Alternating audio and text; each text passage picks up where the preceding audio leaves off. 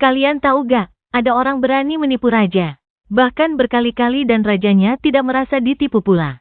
Beliaulah Abu Nawas. Cerita cerdas dan lucunya sering kita temukan. Tapi siapakah Abu Nawas itu?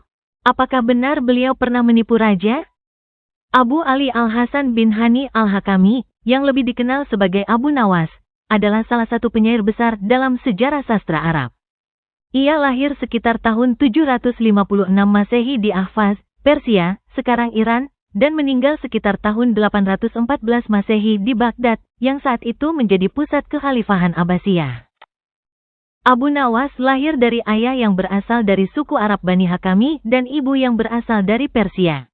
Ayahnya meninggal ketika Abu Nawas masih sangat muda, sehingga ibunya memutuskan untuk kembali ke Persia. Abu Nawas dibesarkan di Basra, salah satu kota penting di wilayah tersebut, dan sejak kecil sudah menunjukkan bakatnya dalam bahasa dan sastra. Sebagai anak muda, Abu Nawas mempelajari bahasa Arab klasik, puisi, dan ilmu agama di Basra. Namun, hidupnya berubah ketika ia bertemu dengan Walibah bin Al-Habab, seorang penyair terkenal yang menjadi mentor dan guru sastra bagi Abu Nawas. Walibah memperkenalkan Abu Nawas pada dunia puisi Arab yang lebih luas dan juga mengajarkannya tentang tradisi-tradisi sastra yang lebih tua. Selain belajar sastra, Abu Nawas juga dikenal dengan gaya hidupnya yang penuh dengan petualangan. Ia sering bepergian dan bergaul dengan berbagai kalangan, dari para sufi hingga kaum libertin. Pengalaman-pengalaman ini banyak mempengaruhi karya-karyanya, yang seringkali mencerminkan dualitas antara kehidupan spiritual dan duniawi.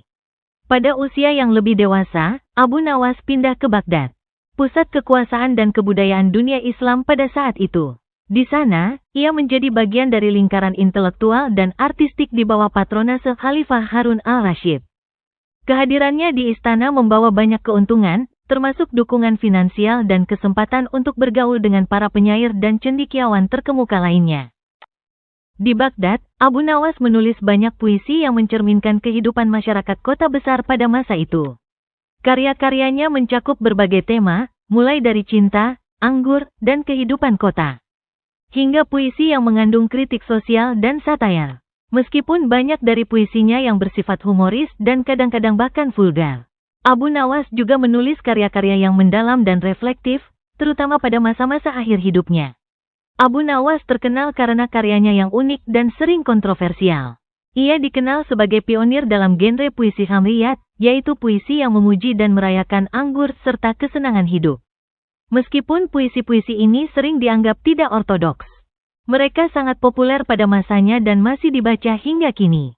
Selain puisi hamriyat, Abu Nawas juga menulis ghazal, puisi cinta, mat, pujian, hijah, satire, dan zuhdiyat, puisi asketis. Kepiawaiannya dalam menulis berbagai jenis puisi ini menjadikannya salah satu penyair paling berpengaruh dalam tradisi sastra Arab. Salah satu ciri khas dari puisi-puisi Abu Nawas adalah kemampuannya untuk bermain dengan kata-kata dan makna, seringkali dengan menggunakan humor dan ironi. Gaya bahasanya yang cerdas dan seringkali penuh dengan kiasan membuat karyanya dihargai oleh para penikmat sastra dan cendekiawan. Di akhir hidupnya, Abu Nawas tampaknya mengalami perubahan spiritual. Beberapa catatan menunjukkan bahwa ia mulai menulis puisi-puisi yang lebih religius dan merenungkan makna kehidupan.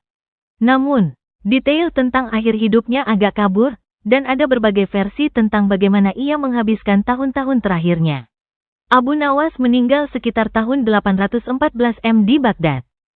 Meskipun ia sering menjadi subjek kontroversi, baik selama hidupnya maupun setelah kematiannya, warisannya sebagai salah satu penyair terbesar dalam sejarah Islam tidak pernah dipertanyakan. Karya-karyanya terus dibaca, dipelajari, dan dihargai oleh banyak generasi, dan namanya tetap abadi dalam sejarah sastra Arab. Abu Nawas adalah sosok yang kompleks, penuh kontradiksi, namun juga sangat berbakat. Ia adalah penyair yang mampu menangkap esensi kehidupan dalam semua keindahannya, kekurangannya, dan keanehannya. Melalui puisi-puisinya, ia meninggalkan warisan yang tak ternilai dalam budaya Arab dan dunia Islam secara keseluruhan.